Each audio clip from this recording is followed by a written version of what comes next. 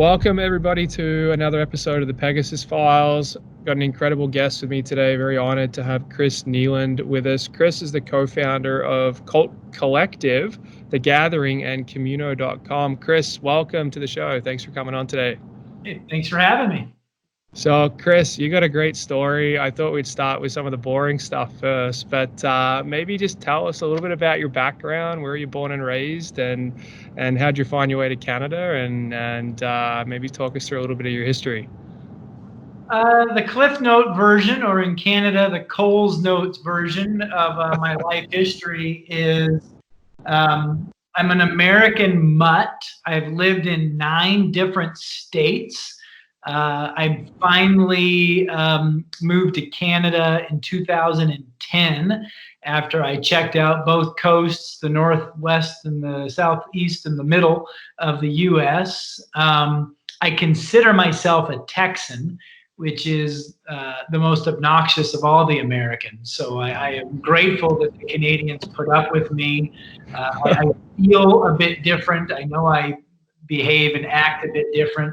I did not bring any guns across the border, so I'm only partially a Texan. But I do imagine I'll go back to the States someday, and I consider my time here in Canada as just an absolute delightful place to raise my kids. We moved here when I had a 10, 8, and 6-year-old boys. So Calgary is like Mecca for a 10, 8, and 6-year-old boys or teenage boys. And it gave us everything that we were hoping we would get out of sort of the quality of life experience. I met my business partner who has made me a better person and a better employer and a better boss here in Calgary. And I imagine we'll work together for decades to come. But I'd be lying if I said I don't get a little homesick on occasion. America just does a great job of brainwashing us, and Texas does even a better job of brainwashing us. So when you want to talk about cult brands here in a few minutes, I'd put whatever Texas is doing is working really well to make people feel like they need to return. Yeah, for sure. So maybe talk us through, so you've got a few different companies, but maybe first let's chat a little bit about the Acart Collective. How did that start? Where did that come from? And maybe talk us through a little bit about what that organization does. So necessity is the mother of invention. Cult was invented out of the necessity of my ad agency losing a guerrilla account. A guerrilla account, I believe, by technical definition, is any piece of business that is larger than 25% of your total revenue. In our case, it was 65% of our total revenue. So it was really it was a whale, not a gorilla. And when we lost that piece of business, it forced all sorts of tough questions that, in hindsight, we should have been asking ourselves for years prior to that, but we got a little fat and lazy. It's one of the things that I now try to coach agency owners to do is do not wait for crisis to decide how you're going to operate. And we're seeing a lot of agencies crumbling now amidst the COVID crisis. And that's really a shame, because a lot of that stuff would have been preventable if we would have just been a bit more proactive and a bit more, smart about how we were operating our firm to begin with. But, if we did one thing right, one thing that my business partner Ryan and I did really well was that when we lost that piece of business and we had that kind of come to Jesus moment, we didn't sprint to rebuild what we lost. We decided to use that break to create what we wish we had all along. And so it had implications on staff and on financials and on offices, but I feel very proud of us for making, we got served some lemons and we made some lemonade that we now love to drink, versus kind of get stuck into this mindset of just making bad decisions out of desperation. So we were very intentional, very thoughtful about what we thought that the industry needed. And in hindsight now, 10 years later, I guess that was in 2012. So I moved here in 2010. Cult was birthed in the fall of 2012. It's now the spring of 2020. So over these past 7 or 8 years, I couldn't be more thrilled that most of our predictions about the things that would ruin agency life have come to pass. And it makes me very glad that I did not build another traditional agency. So that's a great story, Chris. So this is kind of a good segue. So the gathering, I mean, when I look at your career, I mean, things have kind of morphed into other things as you've kind of gone through your career. Maybe talk about the gathering and how that was born, and why, what was your motivation behind that? And then we can dive into some of the cult brands and some of your methodology there as well. So the gathering in its first iteration was a cult business development strategy. We thought that cult's positioning and cult's point of view was very, very provocative. And we wanted to let the world know about this idea of what does a cult brand even mean and how do you create it in a way that was equally ambitious and provocative. And we had a couple of ideas. One was we were going to make a Hollywood movie. At the time, there was 2 movies out. Like The Naked Truth was one of them, and I forget the name of the other one, but it was a guy that got the entire movie funded by sponsorships. It was quite popular at the time. So there was already some movies that had made some mainstream success, telling a story about the I wouldn't even call it the evolution, the devolving state of advertising and marketing. And so we thought, what would that take to make? We'd never made a movie before. We thought about writing a book, but that was pretty traditional.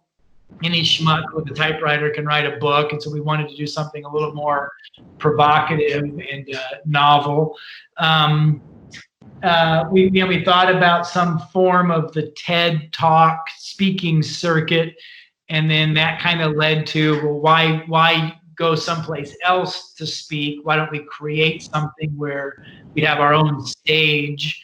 And we just started inviting the most desirable brands we could think of to be a part of it, and it happened, and it exceeded all of our expectations. But I still felt like it was a one and done. It was like Colt's coming out party. It was like Colt's wedding. You invite all your friends and family to it, you celebrate, and then you never do that again because it's hard and expensive. I think I give credit to sort of the open sourced, crowdsourced, co-created mindset of lots of people said, we absolutely have to do this again. This was the best conference I've ever been to. And we were like, I agree, it was awesome, but we're not an event marketing company. We're not in the event marketing business. And so other partners came aboard, and that's true to this day. Is, the gathering was imagined by Colt, but it's powered by 24 different agencies, brands, contributors, and then the leaders themselves. We never pay anybody to come to the gathering. There's no speaker fees. The brands that are honored there are coming because they believe that there are stories that aren't being told at the Cannes Film Festival or at the Golden Pencil Awards, or frankly at an industry that's overly fixated on creativity and not properly fixated on business results and creating brands that people give a damn about. And so I love the gathering today, but less as a parent of it, and more as just a fan of what the team and our partners have created. So 2 questions then, 2-part question. So how many of these gatherings have you ran? When did it start? And the second question would be, how do you define a cult brand? Like, from both, you talk about the Cult Collective, your company, and being provocative and different. How do you define cult in that setting? And then also, how do you define it for the gathering? So it's the same. The gatherings, and we just had our 7th year event. So it happens. Maybe by the time this airs, we will have announced a date shift, given some of the COVID nonsense about when the gathering 2021 will happen. Still in the spring, but it won't be in February. But yeah, I mean, that became part. Cult had a observational hypothesis when it started about where marketing had gone astray I like to refer to most marketing today as really markdowning. Most marketers are really communicators or advertisers. And if you go back to the origins of marketing and the classic 4Ps, very few marketing departments are informing product, price, or place today. They're really just creating promotions. And we think that's a huge missed opportunity for most brands. But in order to determine what makes Red Bull special, what made Starbucks special, what made Harley Davidson special, some of these brands that we knew anecdotally had cult-like followers, we had to do a bunch of research, and we had to find patterns. So we had to start interviewing hundreds of them, and that was the genesis of the gathering evaluation process. It was also the research that has now resulted in our book. It's also the research that has resulted in our consulting practice. Is we found patterns, not only things that were common amongst the most beloved brands in the world, but so there's homogeneous behavior amongst them, but there's heterogeneous behavior between them and their mediocre peers. So Converse is doing things differently than Skechers does, or Levi's did things differently than Guess Jeans did. And so we were able to say, but look at how Levi's believes and behaves in the similar way as North Face does, or how Lululemon does. And so we were able to codify it. We've distilled it down to 8 sort of common attributes. And the symptoms of a cult brand are very easy to observe. They're brands that have hyper levels of emotional attachment. People don't like that brand. They love that brand. They're brands that spend less than their category average on advertising. So they're not huge promoters of mass media.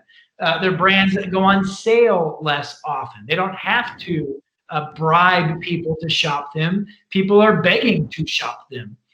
They're brands that are frequently attributed to heightened levels of internal productivity and great places to work. They have waiting lists of applicants begging for a job to work in their company versus spending millions of dollars on headhunter or recruitment fees begging people to try to come and work at their company.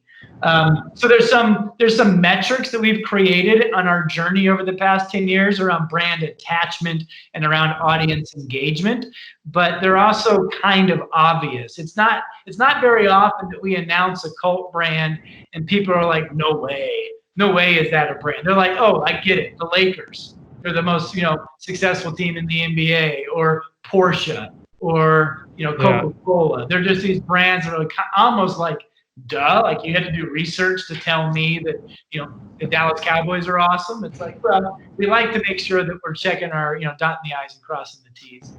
Oh, for sure. So I guess like COVID-19, this global pandemic, like you've obviously seen lots of different impacts in a variety of different ways. But Chris, maybe talk to how are you seeing some of these cult-like brands stand up during, is there any common traits that you're seeing through this with how they're handling, walking through this sort of pandemic? Yeah, I think so. I think some cult brands have been, everybody likes to kind of talk about what brands have responded the best. And I think what they're really asking is, who's gone on television and done something particularly empathetic, all this we're in this together crap. And I think the more interesting stories are how have the brands diverted resources away from paid media? How have the brands shifted from saying they're special to actually being special? I remember, I don't think London Drug here in Canada is a cult brand per se, but I think they do a lot of things right. And an example of that is they were among the first to open up early and allow old people to shop. Seniors, yeah. They were also staying open late to allow first responders opportunities to shop. They dedicated shelf space to local providers who lost their marketplace because the government decided London Drug could be open, but the mom and pop store couldn't be. So they started creating a marketplace a la Etsy on the shelves of London Drug, which I think was very community thoughtful. Right.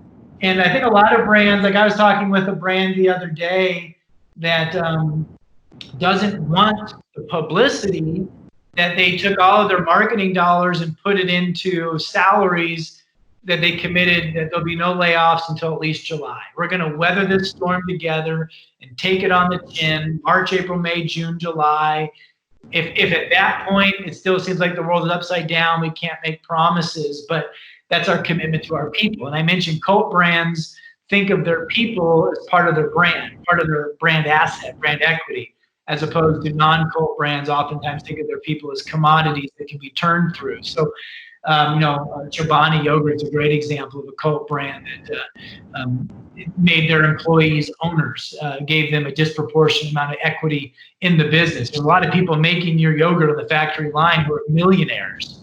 And it's just the ethos of the leadership about how we're going to create a company that people want to work at. So there's very few commercials that I think, oh, that's a cult brand doing something amazing. But there's tons of behind the scenes stories of protecting people, catering, services to meeting parties, and demonstrating real responsibleness in this crazy time period. Oh, for sure.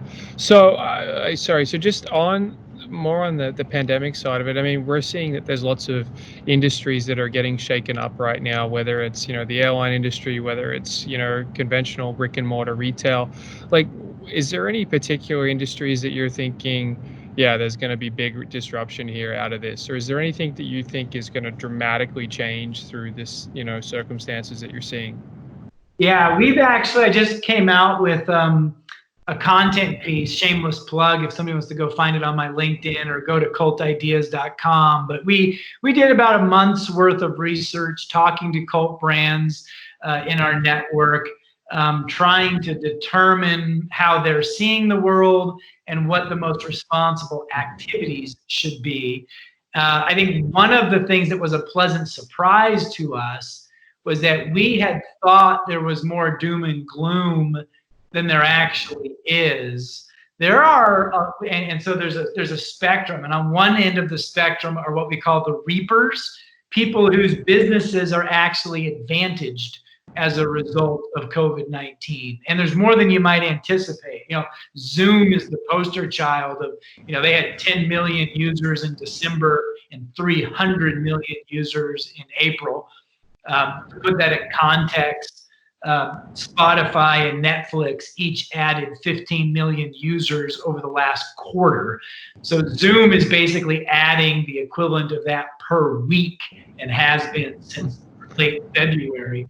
But there, and so you get the Zooms, the Lysols, and the Purells, and the Amazons. But there's a whole host of supply chain, grocery, CPG. We have a pet food client whose biggest fear is what happens when COVID's over, because their customers have pantry loaded. They've bought 6 months worth of dog food in the past 3 months, the way that we stocked up on toilet paper.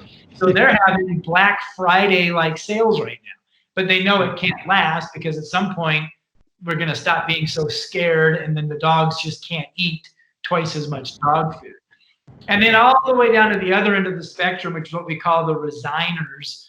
And those are people who frankly should have quit before COVID. They had pre-existing conditions. They were not healthy businesses. They were not properly differentiated. They really had no business being in business other than they were reaping the benefits of an economic boom for the past decade, which hid a multitude of sins. And they're going to suffer. And I don't think it's appropriate that the government should be bailing them out. I feel like that's capitalism at its purest. It's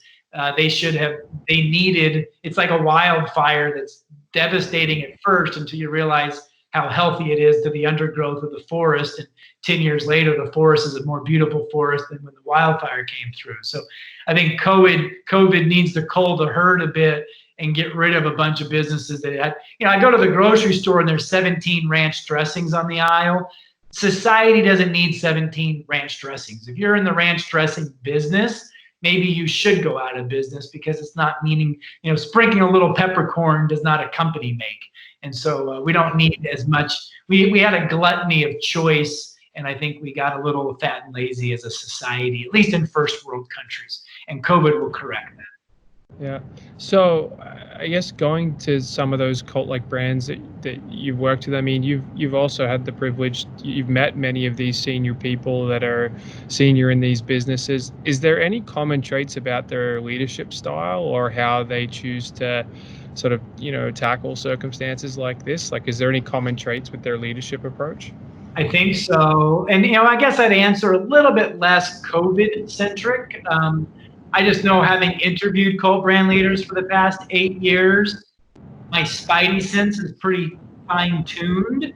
I think I can determine within 10 minutes if we're dealing with a real contender for cult like status or not, based off of the temperament and personality and character of the leaders with whom I'm speaking.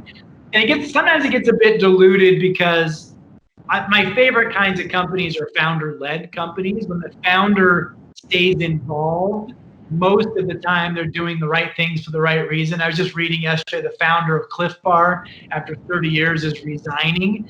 That's probably the beginning of the end for Cliff Bar. Now, it might take 50 years to end, or it might take 5 years, but the more degrees removed you get from the founder, the more opportunity you have to get bad. And certainly the faster you go public, you have the likelihood to go bad, because Wall Street doesn't care about cult brands. Wall Street cares about monthly and quarterly earnings. It's why Patagonia stays so special. I think most of my favorite brands are privately held brands, not public brands. I think the public markets have a lot of advantages, but not when it comes to creating something special for consumers. They have advantages for shareholders. But no, I do think that the attributes of cult leaders, like I said, they tend to be more focused on doing what's right than doing what's lucrative. So they will make short-term pain in order to enjoy long-term gain. They tend to be more employee-minded. So you'll see them doing more things that improve the policies and the lifestyle of the rank and file, as opposed to other brands that tend to be more shareholder minded. And they tend to be just really generous. I've always been amazed as I've gotten, as I mentioned, these cult brands that come to Banff every year for the gathering, they're not compensated to be there. They're taking time out of their schedules to come up and to share. And they're doing so because they like to share. They like to teach. They want other people to reap the benefits that they've benefited from. And a lot of non-cult brand leaders tend to be very selfish. They tend to be a bit arrogant. Cult brand leaders are remarkably humble. I think everybody that go to the gathering is amazed. These leaders stay. Like, I remember the head of M&M's, or I remember Dana White from UFC comes and speaks, and then I'm thinking I got to shuffle him back to his room to avoid the crowd. He's like, "What are you talking about? I'm here. Let's hang out. He'll talk with fans. He'll sign autographs. He'll attend a session." Like, they're accessible. Yeah. They're humble. And it's really been a pleasure, a professional highlight of mine, to be able to associate with these cult brand leaders, because they're just good people at their core. That's awesome. Well, I'd like to turn now and chat a little bit about Communo and how that, and I think this is a good segue from the Cult Collective through the gathering and now to Communo. Can you talk a little bit about how that idea was formed? Where did that sort of initially originate? And maybe just for people that don't know what Communo is all about, maybe give us a bit of a high level scoop on Communo. Cult was birthed in 2012 as Cult Collective. Cult referred to our point of view that brands should not aspire to get customers, but brands should aspire to get cult-like followers. That cult-like followers were customers on steroids, 10x what a customer should be. So why settle for just a customer if you could have a cult-like follower? So cult was very external facing. It was about our positioning and our point of view in the marketplace. Collective referred to our operating model, how our agency was going to run, how we were going to win new business, how we were going to service accounts. And it was really sort of in the early days of adopting an open talent staffing plan. So a lot of the talent that we put onto our client engagements don't work for me full time. I play as much of a general contractor as I do the chief architect. And it allowed us to be different than a traditional agency. So we just had these rules of all the things that agencies do that we hated. They respond to RFPs, so we're never going to do that. They track their time on timesheets. We're never going to be in the time tracking business. They bill their time based on hourly rates or input-based variables. We're going to do ours more on output or outcome-based variables. So we just created an operating model that worked for us because maybe it was my background. I was not really, it's not like I'm a creative director that decided to start an agency. I have an MBA, I went to business school, I was client side for 10 years. So I think I was just more business minded than say creative minded. And I just saw a lot about the way that agencies ran their agencies that didn't make any sense to me. And so we built a business model that was more accustomed to how a real professional services firm should maximize their utilization. And we had no idea at the time how, A, how it would work, and B, how novel it would become. I mean, it's weird saying it out loud because we intentionally tried to build something that was different. I don't think that we expected people to see the differences and look at it with envy, saying, how are you doing that? How are you growing your revenues every year while lowering your headcount? Like that, those used to be one-to-one correlations. To get bigger, you had to add more people to your staff, as an example. How are you getting all this work by staying true to a very narrow positioning, et cetera? So we just started to say, well, let me tell you, like, let's just show you how we've been operating. And it started with a dozen, and then it became a few dozen, and then it became, I remember it finally had to be 72 agencies and freelancers were asking us questions about how we operated. And we said, maybe that should just become a thing. Maybe we should just make our operating model, our collective, a business as well that helps agencies run better agencies. And so that became Communo. Communo became the spin-off. I sometimes equate it to the way that Slack was developed by a product engineering company that was working on another product, and they were just using Slack to improve their efficiency, and it became more powerful than the product they were working on, so they started selling Slack. Similar idea. Communo became the way that we were operating. That became a way to help other agencies and freelancers operate as well, and it just took off. And we spun it off in 2017, and it's its own company now. It's raised private capital a couple of times. It's exploding right now in the midst of COVID. I sometimes joke that it's a creative refugee camp where all of the ad agencies have fired about 40,000 people. Brands have fired a few million people that were in marketing or digital roles. So all that displaced talent is invited to come into Communo to give and get work and to learn how to become entrepreneurial and to build better companies. So the platform, for those that don't really understand it fully, it's a really sleek piece of software, but it essentially joins, it allows agencies to put, projects up there that, they're looking to farm out to a talent pool. And then it also connects you with that talent that's vetted through the platform. I mean, there's been other models, but nothing really like this that's had a robust vetting system, which I found really interesting about Communo. Well, and it's also, I think what we're most proud of with Communo is Communo is a derivative of a commune.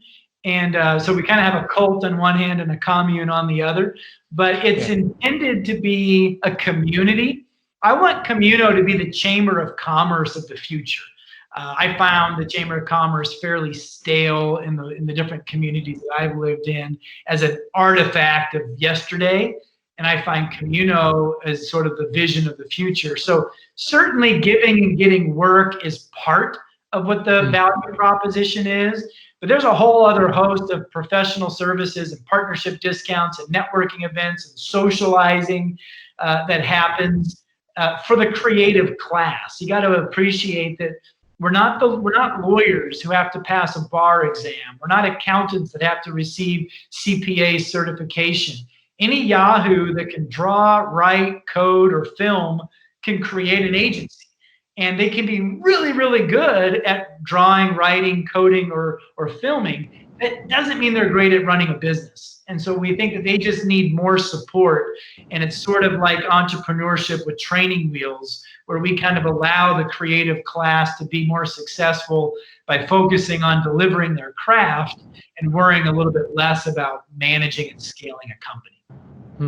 So how big is Communo now? Like, so for, I mean, I've noticed that you've got some big agencies that are now on the platform as well. But so how far reaching is the platform now, Chris?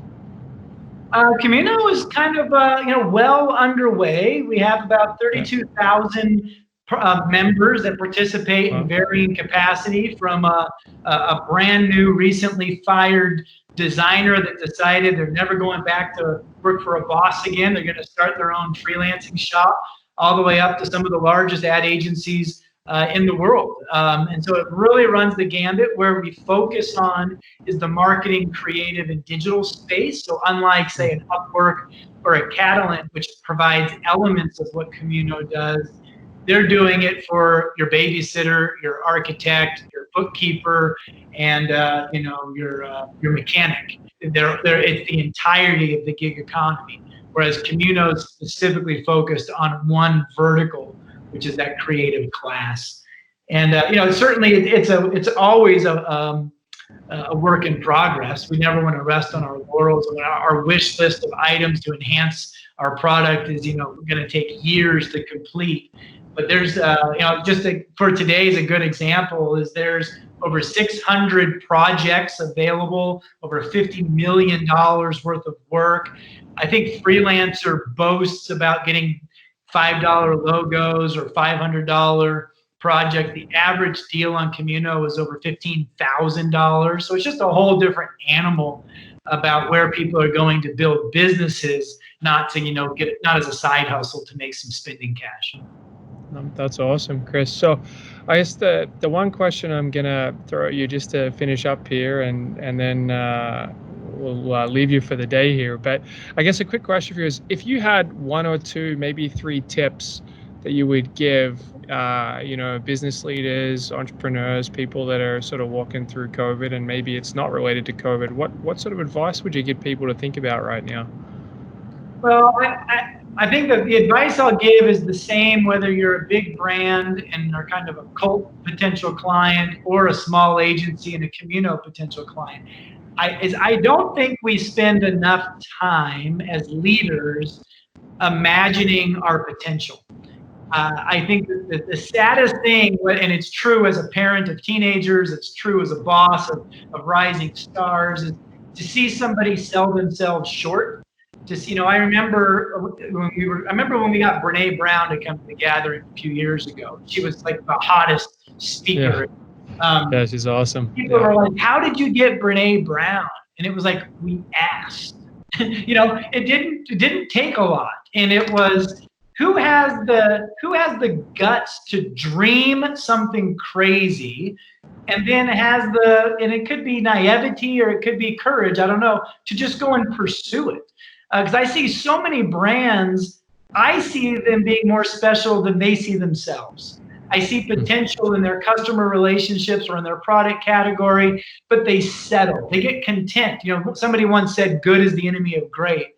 I think that's so true, is that an agency gets to be pretty good, and then they're done growing. They're done pushing themselves. They're done challenging and getting out of their comfort zone. And if COVID has brought anything, it's giving us permission to go try something crazy, because if it doesn't work, we can blame COVID. We don't have to admit that we were foolish or we were incapable. We don't have to worry about the fear or the insecurity. We can just start running with scissors right now, because all bets are off. Never in our lifetimes has the government squashed commerce and capitalism the way they just have for the past couple of months. Which means if the government's doing things they've never done before, why don't we do things that we've never done before and dare to dream a little bit? Because I tell you what, running a cult brand is a whole lot better than running a mediocre brand, and running a stupid, profitable, successful agency is a whole lot better than running a marginally profitable, mediocre agency. And the difference between those is oftentimes less to do with talent and more to do with ambition. Yeah, oh, that's awesome, Chris. What I'm going to do for everybody is I'm going to put some links to some of Chris's businesses that we discussed today at the end of the show here. Chris, thank you so much for your time. I really appreciate it, and I look forward to seeing you at the gathering next year. Sounds great. Thank you. Cheers.